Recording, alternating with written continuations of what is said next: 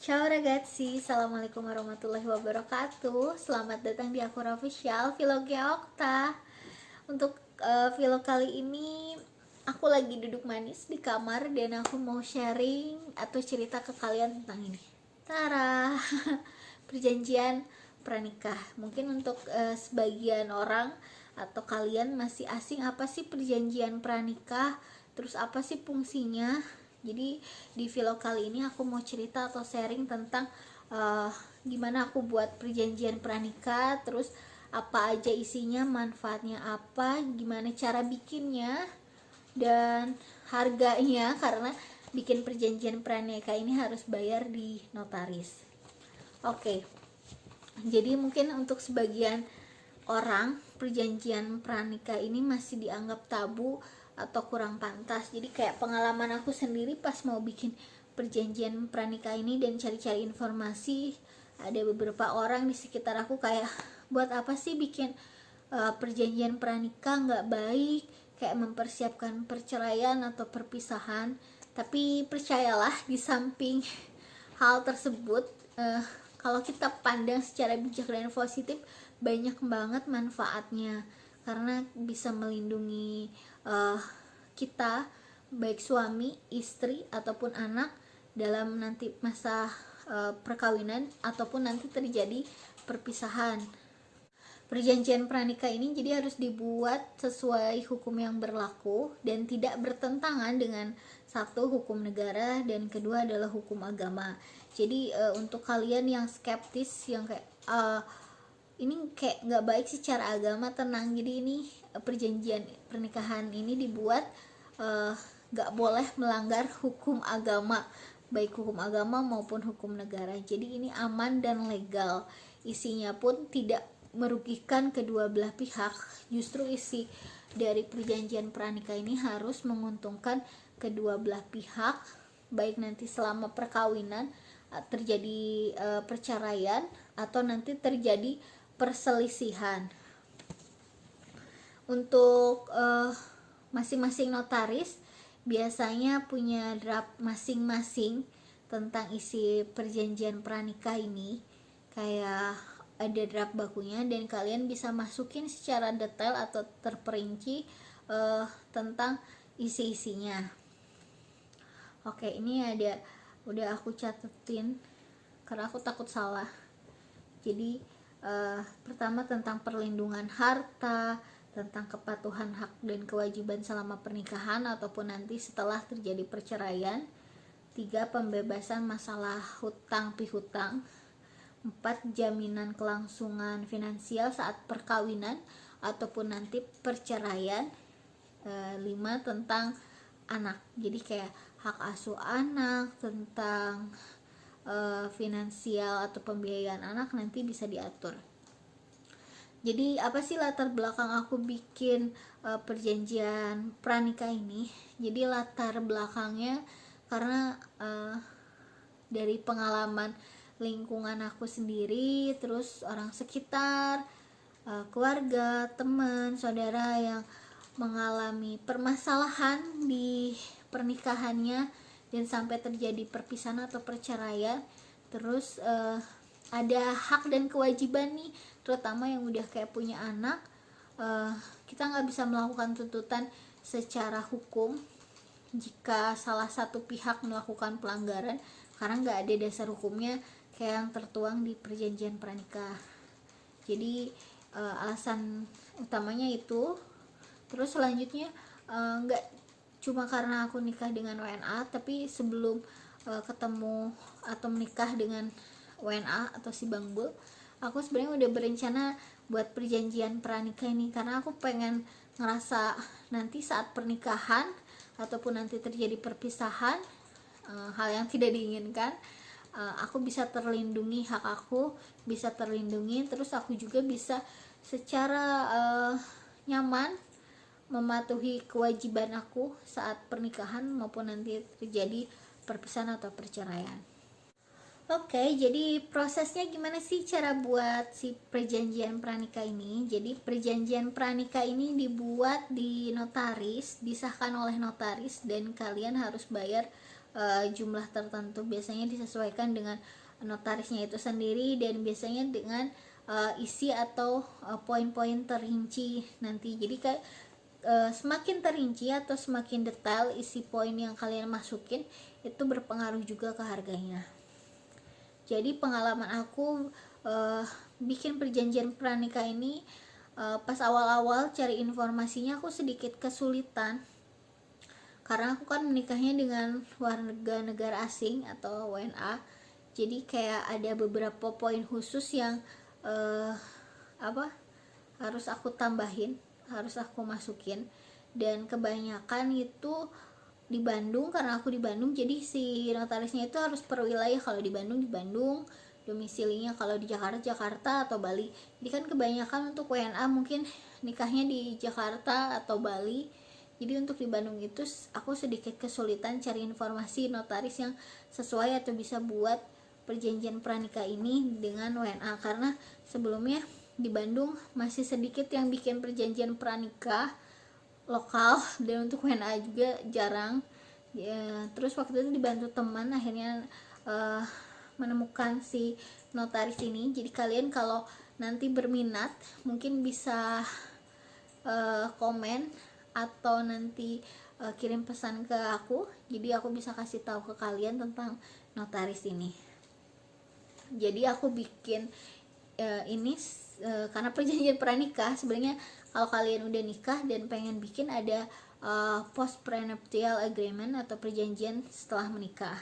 Kalau aku karena ini sebelum menikah bikinnya, waktu itu karena pernikahan aku sekitar 7 Agustus 2019, aku bikin ini sebelum si Bang Bul balik ke Italia sekitar 3 Januari 2019.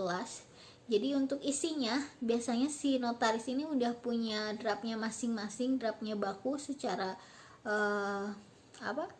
gak secara detail gitu, jadi secara garis besarnya, dan nanti kalian dikasih, dan udah dikasih kalian bisa dijabarin lagi poin-poinnya atau secara terinci, secara detail maunya kayak apa.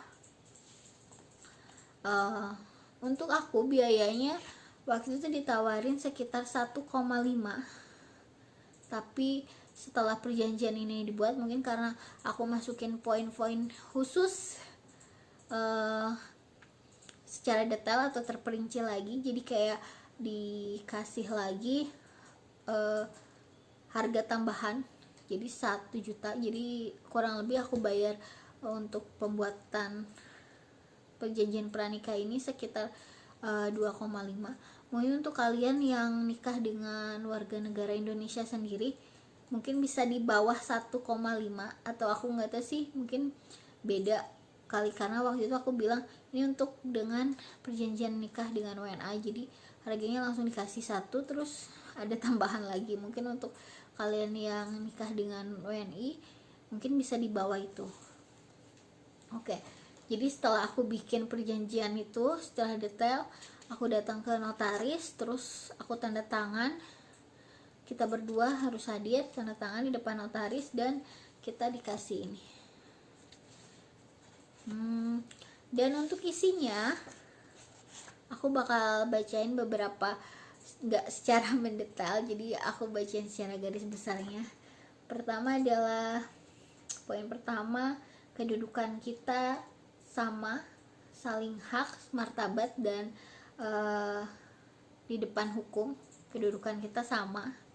Poin selanjutnya tentang perkawinan monogami, yaitu kita sepakat di sini bahwa perkawinan kita monogami atau satu, jadi gak ada istilahnya nanti si suami atau si istri bisa menikah lagi, karena banyak kasus tuh di Indonesia juga kan, kayak si suami menikah tanpa sepengetahuan istri dan tanpa persetujuan istri dengan wanita lain. Kalau kita merasa dirugikan atau tersakiti, tapi kita gak bisa menuntut secara hukum karena kita nggak punya dasar hukumnya. Tapi kalau kita punya perjanjian pranikah, kita punya dasar hukum nanti kalau kita merasa dirugikan dengan adanya pelanggaran tersebut. Nanti kalian bisa detailin lagi atau terinci lagi poin-poinnya apa aja sih kalau kalian merasa dirugikan. Selanjutnya tentang harta. Jadi kalau tentang harta nanti ada istilahnya pisah harta atau harta bersama. Jadi kalau pisah harta, nanti misalnya sebelum menikah kalian udah punya harta bawaan yang cukup banyak, kalian bisa melakukan pisah harta, bahwa harta aku ya buat aku, terus harta suami ya buat suami, nggak bisa aku klaim nanti kalau terjadi perceraian atau terjadi perpisahan. Terus kayak pengelolaan kekayaan, jadi kayak dalam rumah tangga, siapa sih yang mengeluarkan biaya sehari-hari atau pengeluaran selama rumah tangga, itu bisa kalian atur. Misalnya kalau si suami bekerja, berapa persen atau semuanya mau ditanggung oleh suami, atau misalnya si istri nih bekerja juga, kalian bisa bersepakat bahwa si istri juga boleh membantu. Terus bisa dirinciin lagi berapa persen kalau si istrinya bekerja dan membantu pengeluaran tersebut.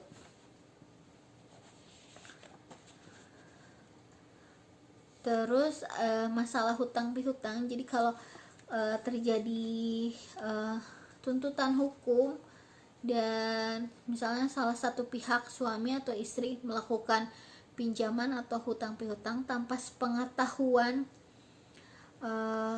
pihak lainnya, itu kalau terjadi masalah, si pihak yang tidak mengetahui nggak bisa dituntut secara hukum. Atau jika kita mau melakukan pinjaman atau melakukan perjanjian, kita bersepakat bahwa harus dilakukan secara bersama atau diketahui secara bersama. Jadi kalau ada salah satu yang nggak kita ketahui, pihak yang nggak mengetahui, kita bebas dari tuntutan nanti ke depannya. Jadi kalau ada misalnya contohnya si suami berhutang cukup besar ke pihak lain, dan kita sebagai istri ataupun sebaliknya suami nggak mengetahui dan nanti nggak bisa melakukan pembayaran, terus dituntut, terus kayak ada penyitaan harta karena kita nggak mengetahui, kita bisa mengajukan dasar hukumnya ini. Jadi kita nggak bisa dituntut atau bebas dari tuntutan tersebut. Selanjutnya, jika perkawinan ini putus nih, ada beberapa hal kayak pasalnya dimasukin adalah tentang perselingkuhan. Ini mungkin populer ya, tentang perselingkuhan. Jadi di sini juga waktu itu ditanya sama notaris ya, untuk perselingkuhan ini batasnya kayak gimana, karena ini penjabarannya luas. Apakah kategori selingkuh itu termasuk chatting, karena mungkin kan misalnya si suami atau si istri chatting dengan pihak lain, dan kalau kita udah merasa itu perselingkuhan, ya itu berarti adanya pelanggaran. Tapi di sini kayak bisa kalian jabarin lagi perselingkuhan itu seperti apa, apakah sampai terjadi perzinahan atau terjadi ada perkawinan lain nyambung ke yang tadi poligami, atau sampai ada anak. Jadi nanti bisa dijabarin lagi tentang hak dan kewajibannya. Terus juga kalau kita berpisah, ini tentang hak asuh anak, bisa kita sepakati anak mau ikut kemana atau harus kemana. Jadi kan kebanyakan kalau pihak yang bercerai atau berselisih tentang hak asuh anak itu kayak menemui jalan buntu. Jadi kalau di sini kita bisa jabarin mau gimana anaknya. Mungkin nanti kalau terjadi perpisahan bisa lebih enak karena si hak asuh anak ini udah diatur secara bersama. Jadi nggak ada pihak tuh yang dirugikan, nggak bisa ketemu anaknya atau nggak bisa menemui anaknya. Selanjutnya adalah harta bersama saat terjadi pernikahan. Jadi nanti kalian bisa kayak mau itu dibagi sama, contohnya bisa saat terjadi perceraian bisa dibagi kayak berapa persen untuk si suami atau si istri. Jika terjadi ada percampuran harta atau kekayaan.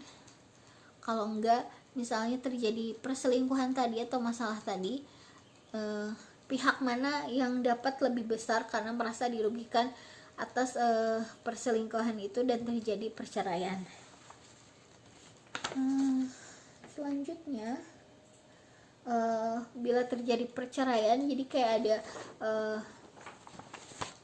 penyelesaian masalah dulu nih. Misalnya kalian sepakat isinya, kalian mau rinciin atau isinya bahwa nanti kalau ada kayak mendekati atau perceraian,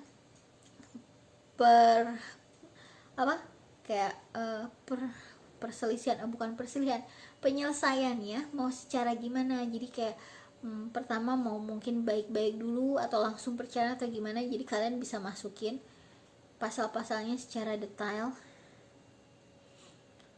Selanjutnya, jika terjadi perselisihan yang cukup pelik, di sini juga bisa diatur sama kalian mau diselesain kayak gimana. Misalnya contohnya mau diselesain secara pertama kekeluargaan atau baik-baik kedua belah pihak. Kalau menemukan jalan buntu, nanti bisa diselesaikan secara hukum. Dan sekian. Jadi itu isi-isinya tentang garis besarnya. Nggak bisa aku ceritain tentang detailnya karena ini pribadi.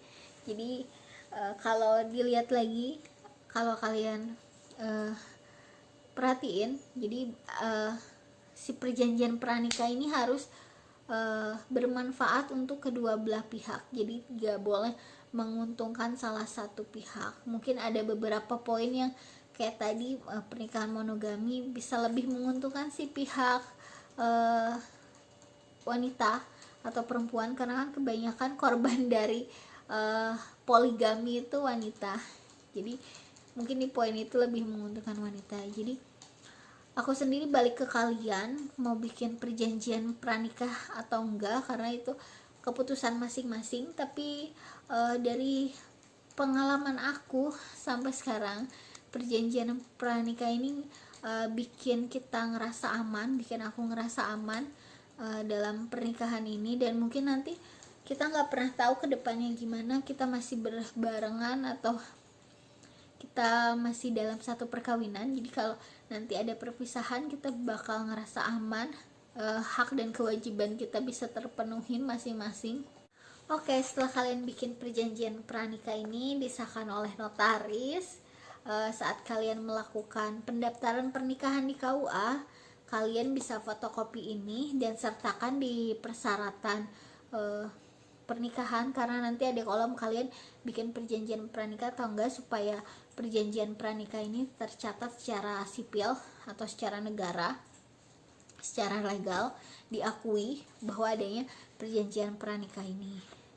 Dan kalau aku sendiri, aku daftarin juga di Kementerian Agama karena waktu itu legalisasi surat nikah juga. Jadi di Kementerian Agama, terus ke Menlu, sama kedutaannya suami atau si Bang Bul di kedutaan Italia, bahwa kita di pernikahan ini melakukan perjanjian pranikah. Sekian informasi untuk perjanjian pranikah. Semoga ini bermanfaat buat kalian yang baru tahu terus kayak lagi cari-cari informasi, karena pengalaman aku sendiri masih kurang banget informasi tentang perjanjian pranikah ini, gimana cara buatnya, terus harganya, terus prosesnya, terus isinya apa aja. Jadi semoga jadi gambaran ke kalian yang mau buat perjanjian pranikah. Balik lagi, kalau mau, banyak banget manfaatnya buat kalian.